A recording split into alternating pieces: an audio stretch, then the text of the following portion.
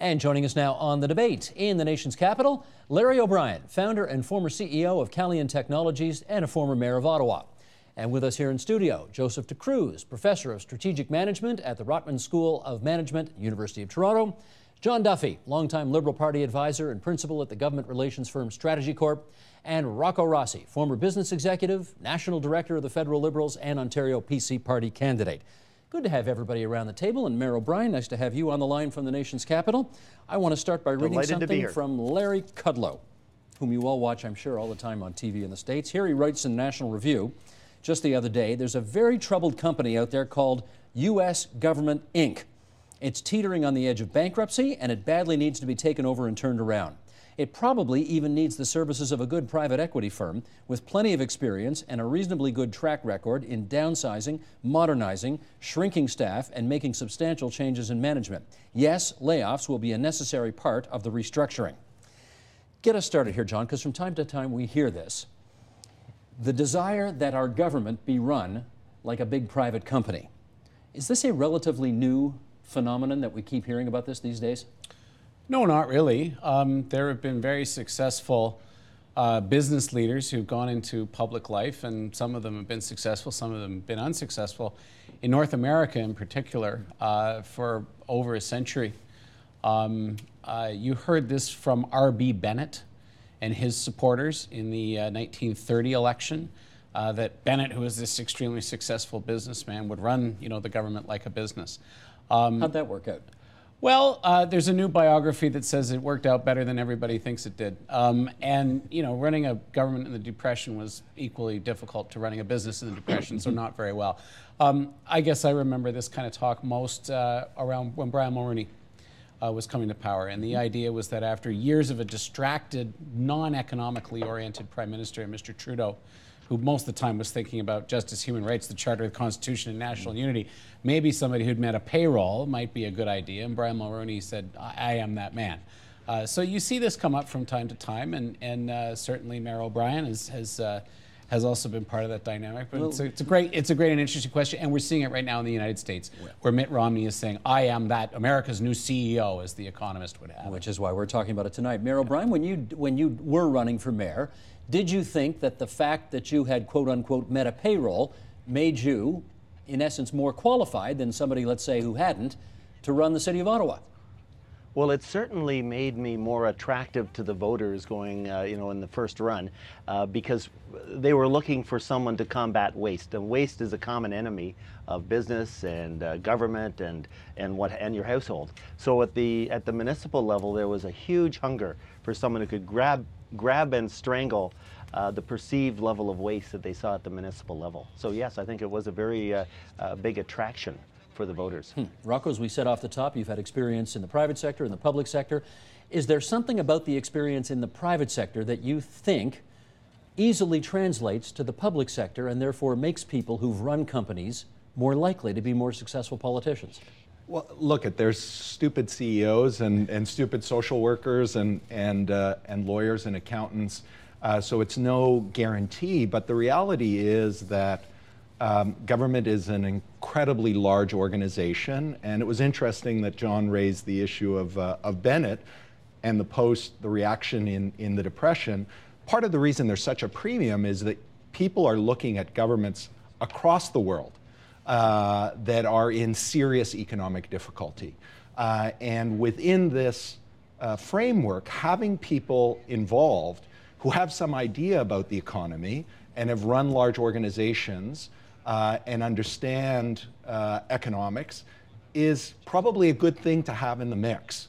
And that's why I think there's a particular poignancy to the debate now, because governments are facing this. But you're training the business executives of the future. And as you look at these young, fresh faces, do you also look at them and think, there are some potential politicians in this crowd too, and the skills are transferable? Do you see that? What I do see, Steve, is that governments can learn a lot from business, but it doesn't mean that government should be run like a business, because there are significant differences. Let me give you an example from Ontario. Premier Davis, for whom this studio is named, I believe, he set up something called the Commission on Productivity in Government. when he was premier. And he brought in a business person, Jim Fleck, who subsequently became a colleague of mine at the university, to come in and bring business-like ideas into the running of the Ontario government. My recollection is that was pretty controversial. It was. A lot of people in government didn't like that idea. And it was very effective because it did institute a number of changes, but it's the nature of large bureaucracies that they drift into inefficiency unless they're brought back on course from time to time. And so the work that was done under Premier Davis needs to be done again and again and again. And again. Larry O'Brien, when you were trying to bring in presumably business-oriented principles to life at City Hall, what kind of reaction did you run into in the public service? Well, it was quite negative actually, because you know, from the perspective of the bureaucrats and from the perspective of many of my fellow politicians, you know, the municipal government wasn't a business. It was something else. It was an extension of your lifestyle. It was an extension of many things, but definitely not a business. And you know, I certainly faced a fair amount of a fair number of battles as I was trying to make that change in the thinking mindset of the municipal government. So it was tough. However, really what we're trying to find are leaders, and whether those leaders come from the private sector, the public sector, or the political base, that is the most important thing for us to be searching for. And for someone to be a sound leader, they have to have credibility. And certainly from a businessman's perspective, credibility is being able to meet the payroll. From a politician's perspective, credibility is something slightly different. Well, that's what I'm getting at. Now, John, if you've got the leadership chops to run a business and make a ton of money, as say Mitt Romney has done, does that necessarily mean you're going to know how to run a government? Are the leadership skills transferable? No, it doesn't. And you know, I'll just give you one example. One of my favorite people who's been both a CEO and a prime minister is Paul Martin. And Paul used to say that in business, a 51%, 49% decision was a no-brainer. That if there was 51%, you know, if you could make 51 cents doing it one way and only 49 cents doing it the other way, you would obviously take 51, your whole company would get behind you. He said, in government, 80-20 is impossible. That is not enough consensus to move forward. 80% of the people on your side is inadequate consensus to move forward. At least within government. Huh. And, you know, I think maybe there's a bit of rhetoric there, but Paul, but out on the campaign trail. But this is 20 years ago when he was really coming out of Canada's steamship lines and right into public life. And I think the truth is government runs very differently. Government runs on consensus. Cabinet, most people don't know this, cabinets don't vote. The sense of the meeting is drawn by the chair, who is the premier or the prime minister. Management committees don't vote either. There has to be a consensus, but it's less of a big public experience if someone gets mad and walks out. Whereas if a minister resigns from a government, all hell has broken loose. The whole system really radiates out from those rooms, those management rooms, and the people who've been in both of them can tell you that there really is a very different style there. And so the ability to draw consensus and lead people in a soft manner counts for a lot more in government than in a classic business chain of command. And when you've got in a business, in fact, the owner is also the CEO. They are all powerful in a way that nobody this side of a third world dictator can be powerful in government. That is a really different experience from being an owner-entrepreneur is totally different from being in government. Well, this gets at one of the things Kudlow was saying in his piece, which is that this notion of the government as a business. Run it, Rocco, like a business. You can't run government like you run a business, can you?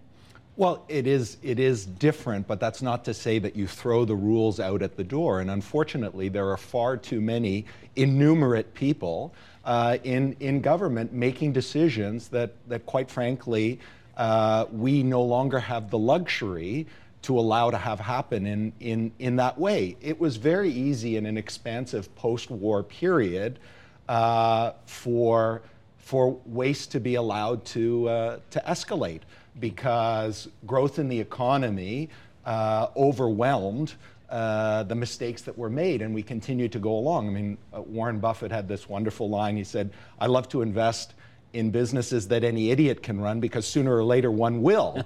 And unfortunately, a little bit of that has been happening for far too long. And so, yes, those skills need to be part of the mix. And so when we look for proxies for leadership capability and so on, that should be one of the things that we're looking for. It's not to say it's the answer, it's a panacea, it's not, but we need that in the mix desperately. Let me get Joseph first and then Larry on this as well. The skills needed to be the President of the United States, the Prime Minister of Canada, the Premier of Ontario, are those skills similar to the skills you need to be the CEO of a $500 million or $1 billion corporation? In some ways, they really are. You know, one of the skills of a great CEO is aim and focus. And Steve Jobs was a great example of that. Well, you see the same thing in government, that when you have a government leader who is focused on getting a particular job done and stays focused on that job, Paul Martin with the deficit, for example, you get results. Yeah, but the problem with the Jobs analogy is that he didn't give a damn if anybody liked him, and he didn't care if you voted for him at the end of the day. And from what we're learning in Isaacson's new book, he was a miserable SOB to work for. You can't, I mean, can you do that as a first minister of a government? I mean, you do have to get people like you essentially at the end of the day, don't you? Well, if you look back on the stories of governments in Canada, there are some pretty nasty people who had very significant roles in government. And their public face was very often very different from their private face. I remember when I was in Ottawa working for the federal government, there was a particular minister who was incredibly nasty to his staff, and then the next minute would turn around to the cameras, and he was all milk and honey. And it just between who? Who are you talking about? Name names. Who? No, I'm not going to. You're not going to name names. You're no fair. Okay, Larry O'Brien, you want to follow up on that? Well, I think the professor is right on target there. And you go back to what the initial drive or purpose of the different positions are. And I would like to say that a CEO's job is to build a company that will last forever. The reality of politics in today's world, in today's democracy, the purpose of a leader in politics is to get reelected. And how do you do that? You do that by staying away from controversy for the most part and building consensus. Doesn't always mean you're going to do the right thing for the country for the next 20 or 30 years, but it does. So there's a fundamental difference that certainly the businessman turned politicians has to be aware of, because quite frankly, it was a difficult lesson for me to learn. I always wanted to do the right thing, and sometimes that led me into controversy. This chap Mitt Romney, for example, seems to be skilled enough to stay away from that trap, and appears to be the kind of guy that can draw upon his leadership skills from business and apply them to government. But we'll only know for sure when we see him if he wins the election. That's a good point. I mean, Rocco says he was the governor of Massachusetts once upon a time. That's right. So he's got not a complete neophyte here. John. I think Mayor O'Brien is onto something, maybe that I agree with, but from slightly a different angle. Whenever a large part of what my colleagues and I do at our firm is explain how government works to CEOs, some of whom are kind of new at this. They might not come from Canada, they might come from somewhere else, or they might just have never dealt with the government. The biggest thing we have to explain to them is that in the business world, outcome is more important than process. You are measured on results, what you get done. As long as you get it done, a multitude of sins will be forgiven. So you had to get rid of half the accounting department, big deal. You took the hill, you made the quarterly result, the company acquired the competitor, you won, it's okay.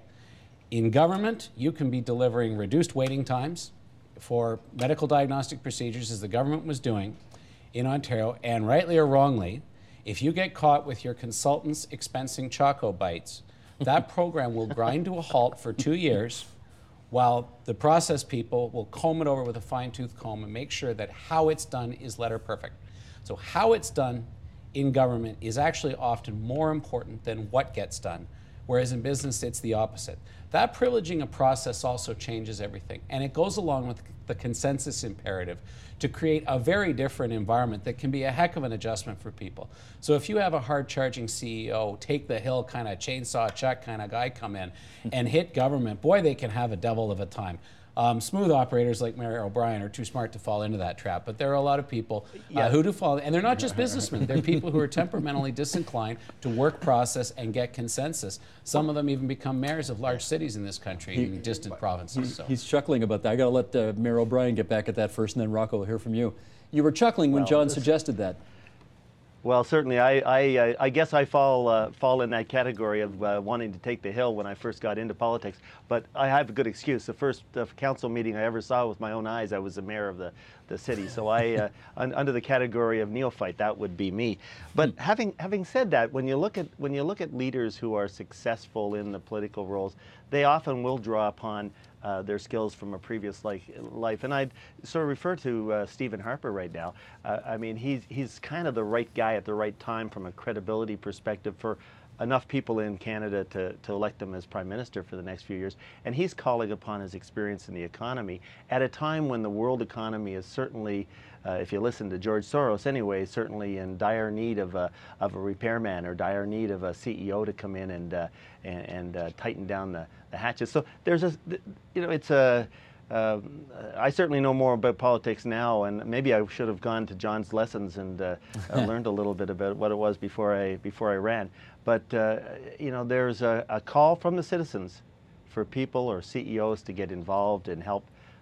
But it certainly is a very big learning curve for people who have not had experience in politics. It's interesting, Rocco, the notion that Stephen Harper, as the CEO of Canada right now, guy has almost no business experience at all to call upon, right? He was hardly a corporate CEO. I think he ran the National Citizens Coalition for a little while. And, you talk about meeting a payroll. What would the payroll have been in that company? Well, a couple of people, maybe. Again, no one is saying this is the only path, but it's a path that is being used too little and needs to be used more. And I would take some objection to how stark John is portraying the difference.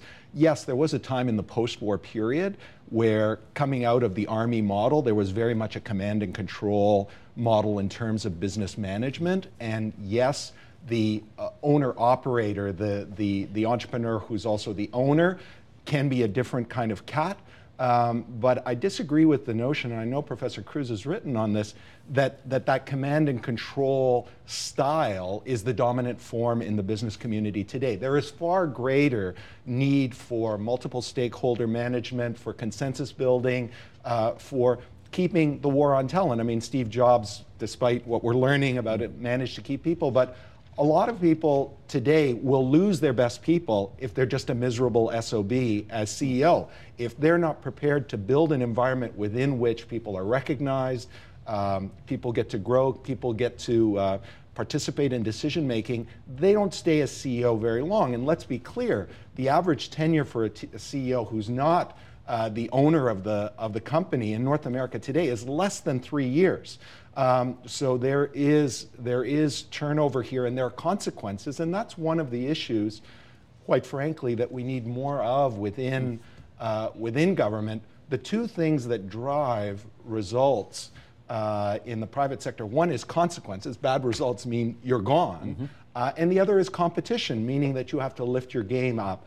And government is insulated, has been insulated, and had the luxury to be insulated from both consequences and competition for a very long time. Let me pick up on something there with John. Corporate executives, we're told, have constantly got their eye on the next quarter. And that, you know what, the stock price has got to hit a certain target at the next quarter, the earnings have got to hit a certain at the next quarter. My hunch is Stephen Harper today is thinking about 3.5 years down the road. Am I going to get reelected? Is that a significant difference between the targets that people in private business and people in government make for themselves? It can be. It depends. Some companies think very, very long range. Oil and gas companies, actually, quite remarkably, because they're talking about 25-year development cycles on some of their leases. Some of them are thinking way off in the future. Some development companies that do land business have to think about that kind of time horizon. Other companies, particularly ones that are in highly volatile sectors like technology, they're not thinking about the next quarter, they're thinking about rollouts that are happening twice per quarter. And so you don't want to generalize. I think, though, I really want to agree with Rocco on one thing. there's a bit of a convergence going on. I think the days when a company could be run as a private fiefdom, certainly a publicly traded large corporation, by a tough guy CEO are probably pretty much over.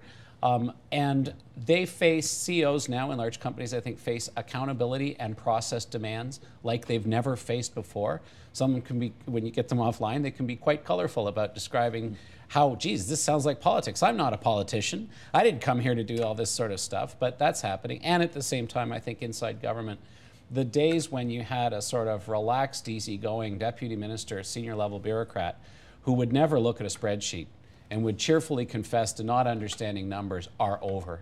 They used to exist a long time ago, about 20 years ago when I started out working in public policy. You'd find some of those characters. Those days are gone. So the government people have to understand the numbers a little better than they used to and the outcomes. And I think the business people are having to learn about process accountability and transparency a lot more. Not sure if anything's getting better, but they're learning each other's cultures, and that's good. I think we are starting to simplify things too much. You know, when you say the CEOs are only looking at the next quarter, I recommend that we think about it as something we call trifocal vision. In other words, a good CEO has to be able to think about the next quarter, which is the short term, think about the next 2 or 3 years, which is the medium term, and similarly think about where do I want to take this organization 10 years from now, which is the very long term. And the really good ones are the ones who can integrate across those 3 time dimensions. Do you see that in government, that kind of trifocal vision? I see that in some of our government leaders.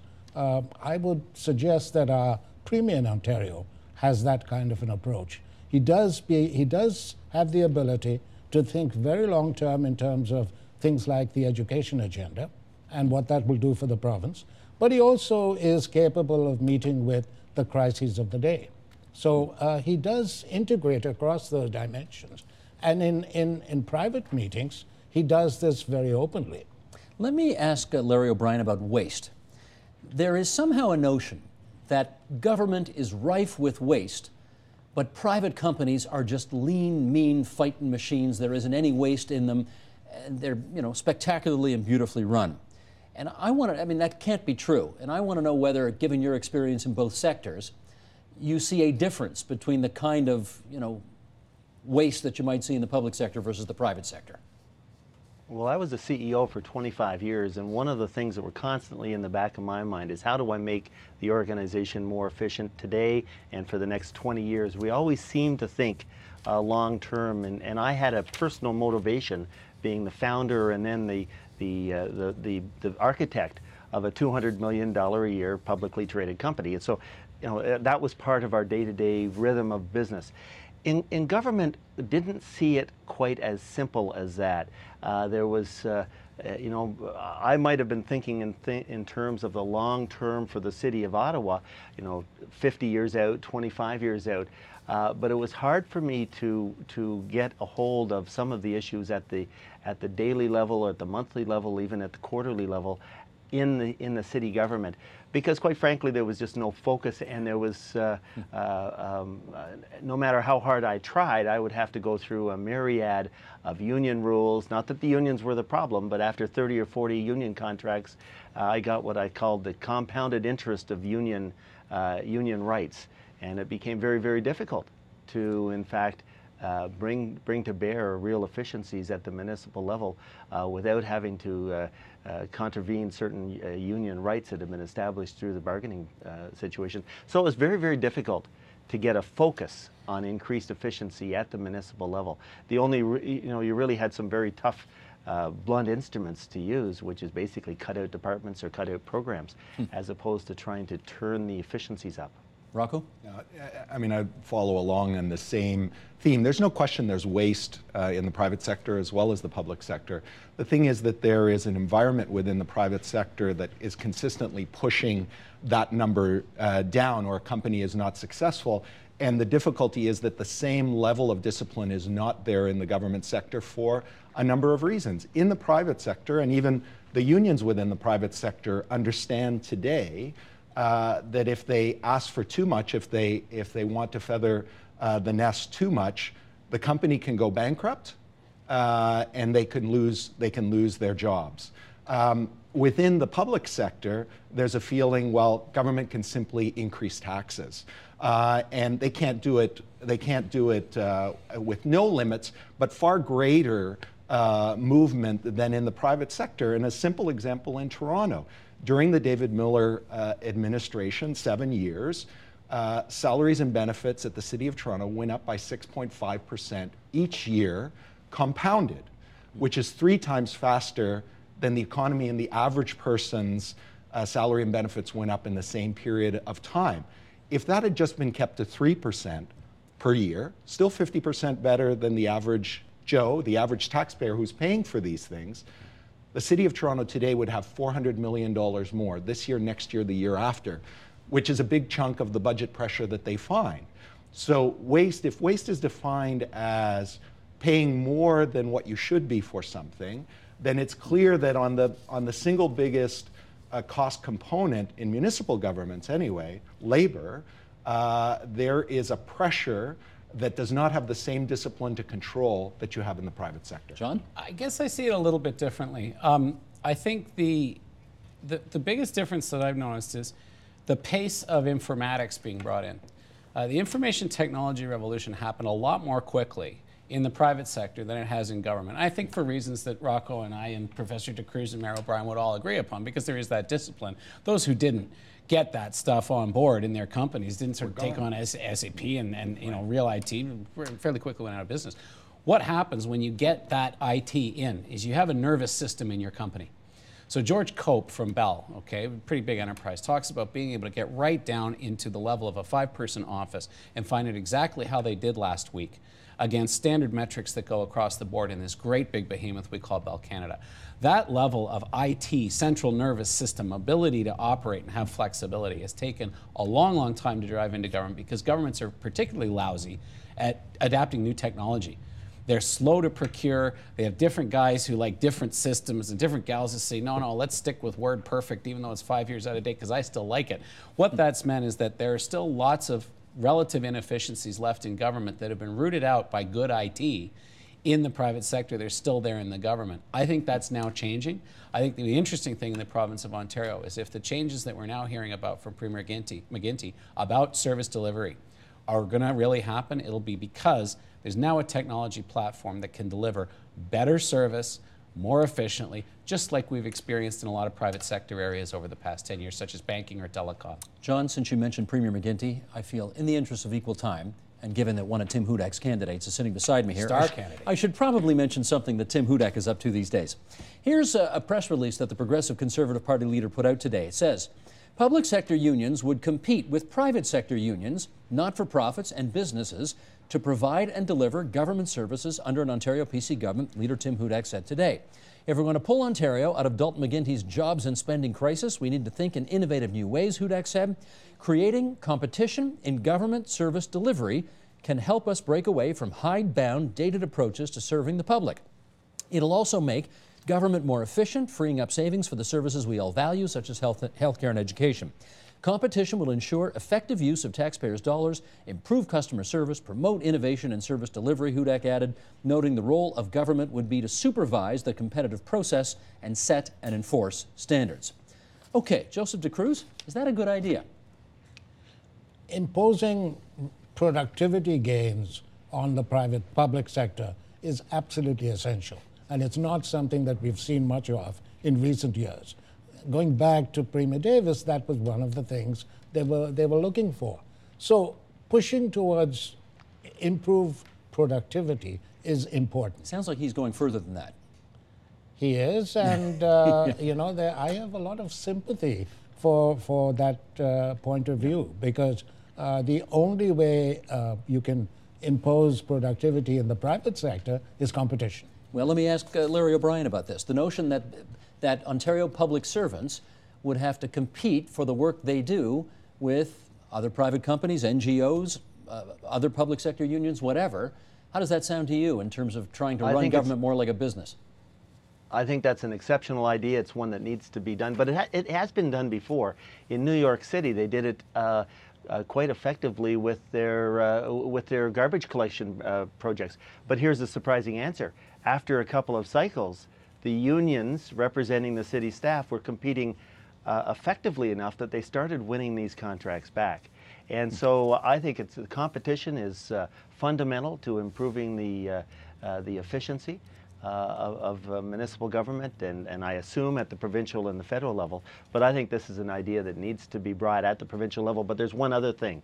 The provincial government has the hand on the control stick to deal with union contracts that have been arbitrated for 30 or 40 years. And you have to be able to press some reset buttons there in order to move ahead efficiencies as well, because there's some management issues that are very difficult to contain unless you neutralize some of the benefits that they've received over 30 or 40 years of compounded union contracts. Rocco, what do you think? No, I'm not going to ask you what you think of Tim Hudak's policy, but I will ask you about this. Michael, if you would, let's bring up the Paul Krugman board. This is from earlier this month in the New York Times, where the Princeton professor says making good economic policy isn't at all like maximizing corporate profits. And businessmen, even great businessmen, do not in general have any special insights into what it takes to achieve economic recovery. You agree with that? Well, there's a difference between economic recovery and more efficient government that has to be part of it. So again, it's not to suggest there's an absolute here that only business leaders should be government leaders. It's simply to say there is a new reality. Governments across the globe are under severe economic pressure. It would make a whole lot of sense to have people schooled in that dynamic and to want to introduce elements of competition and consequence to government reactions to deal with the situation, to be part of the solution. Okay, but John, if you've managed to turn around the fortunes of a company that was sinking, as Mitt Romney, for example, said he has done, does that necessarily make him the right person with a hand on the tiller, if I can use McGuinty's expression, which he's used 8,000 times this year, to turn around healthcare or turn around education? Not at all, and I don't think it's particularly a problem. I mean, the guy's led something, and that's important. I'll take someone who's led an organization over somebody who hasn't. Precisely. But the dimensions of this are so much greater. I mean, Rocco's talking about what it takes to implement an austerity program.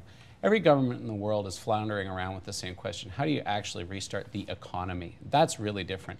Look, a business person, I mean, take monetary, the layers of this is if you're running a business, you've got to steer your little boat on the great ocean of the economy. So it's good to know what the interest rate forecast is going to be. It's totally out of your span of control to influence it. You just hope that you get it right and it doesn't swamp you.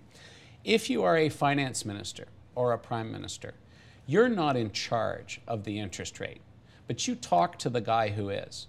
And the reason why you talk to the central bank governor is because you're supposed to make sure your fiscal policy, how much you balance your budget, doesn't run counter to that great big wind of monetary policy. So you're talking about things that are great big weather dynamics, as opposed to even the biggest boat in the private sector is nothing compared to either of those two big dynamics in big G8 governments such as Canada's, let alone that of the United States or China or the EU. So you're talking about different layers, vastly different scales. Leadership is leadership, but it's really different working in government than in business. And Steve, I think I think you've hit. Sorry, let's get Larry first, I think and then you've we'll hit go the to nail on Joseph. the head. Yeah, go ahead, Am I Larry. up? You first, and then Joseph. I think you just hit the nail on the head.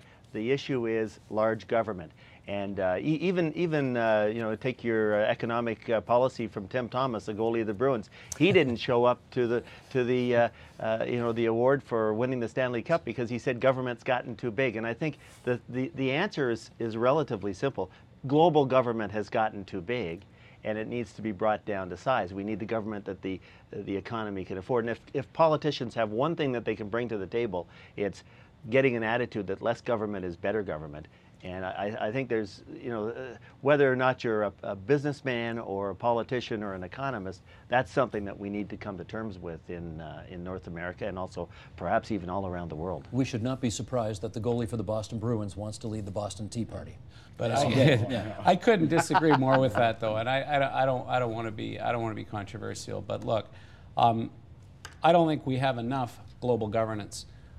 These big problems are not the invention of government bureaucrats looking for a job. Global climate change is not something that was invented by a keener ministry looking to build an empire. It's out there. It's a great wind. Global economic change and economic policy is not something that was cooked up at a finance ministry. It's happening all around us in places like China and India. I will quote one person who said that we need much more government, who is not a Marxist-Leninist professor at one of our fine universities. It's actually the global head of McKinsey Consulting. I mean, people who have impeccable gold-plated business credentials believe we have too little global governance, not enough. And I think, sure, we want to keep things small and manageable, and sure, we need to keep them efficient, deliver services better, but there's a big picture evolving that's getting bigger all the time. We need governance for that. But governance is very different than service delivery. And the bureaucracies around service delivery, and so but let's you not can be confine the no, debate but to you service can delivery. no, but on the governance side, you can have. You don't need necessarily a massive bureaucracy to deliver the kind of governance that our friend at McKinsey is talking about. Joseph? Here. First of all, we've got to be careful about using McKinsey. We know what's happened to the CEO of McKinsey. So using him as a guru in this argument And I worked for is... BCG, so. Sorry, okay. For those who don't know, what happened to the head of McKinsey? Oh, he is being charged for violating securities regulations. Oh, that. Yeah. Okay. Yeah, conflict of interest on securities regulation.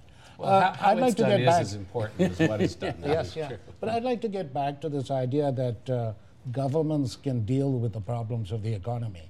And I think we should be skeptical about any government's ability to turn the economy around by opening up the taps of spending, which is what we usually ask governments to do. If the economy is not growing, if there's unemployment, we want governments to spend money because that'll create jobs. I think we should be much more skeptical about the outcome of that kind of policy, which in fact will help us to rein in the expenses of government. And that would probably be the best thing they can do in order to get the economy going again. Okay, with just a few minutes left here, let's quote one more time from the New York Times. This is David Brooks from a couple of weeks ago, very fine columnist who wrote, "There are two questions concerning Mitt Romney's service at the private equity firm Bain Capital. The narrower question is, did Bain help ailing companies and add value to the economy, or did it plunder dying firms? The larger question is, does Romney's success in business tell us anything about whether he would be a successful president?" Let's go around on that. Larry O'Brien, what do you think? I think it's the fact that he could make the transition from business to becoming a governor shows that he has the political instincts to become a success, and I would support him in that process. Rocco Rossi? Well, look, it's not just his business success. He has been a successful governor. He was the successful head of the Salt Lake City Olympics. He has a track record of making things happen and being successful. That's not to guarantee that he will be the best next president, but there's some pretty good check marks in his column. You'd like to know that if a guy made whatever he made, I guess we'll find out when the tax returns are ready. $45 million Yeah. in the last In 2 1 year, years. yeah. Yeah, but I mean, what's he worth? 250 million, something like that? I mean, does A that... squillion dollars. If Let's you- call it a squillion. If you can make a squillion dollars, John, does that necessarily mean you'll be a good president? No, it means you're good at making money. It means you're a decent leader. I think what Romney's bumping up against is you can be good at running organizations, and I think Rocco's given the list. I actually would agree. Salt Lake is the one that impresses me most. Those things are murder to put together, and my hat goes off to people like Peter Uberoth. Introop, who's running it in Toronto for Pan Am, is doing a great job. I think then there's, this other dimension of running government, public management, but there's a missing final dimension, and that is being a good politician. Someone smart said to me, a former advisor to Pierre Trudeau said to me about somebody the other day, well, that person's a good showman. And you know something, show business is a pretty big part of politics. You have to be able to command the public platform. You have to be able to lift people's souls, elevate their spirits, convince them of goals that they didn't know that they had, introduce the future to the president. That is what is really needed. That's where Romney's actually running into so much trouble because he seems so insincere and so programmed. So you need to be everything to be great at business, and then you need all this extra jam to be great at politics. That's why it's so demanding. That's why good people like you write such great books about political life, because it's very demanding, challenging stuff. You keep those compliments coming, and I might just have to invite you back here again. Right then, Steve. Okay, last word to Joseph DeCruz. I think what is much more important for the American public is what are the politics that Romney is likely to follow. Not whether or not he was successful as a business person, but where do his political instincts take him? And that's what they need to focus on, not his track record as a business person. Gotcha. I want to thank everybody for participating in our program today, and for our producer Daniel Kitts for hitting the bald guy quotient today. Holy cow, did we do well on that.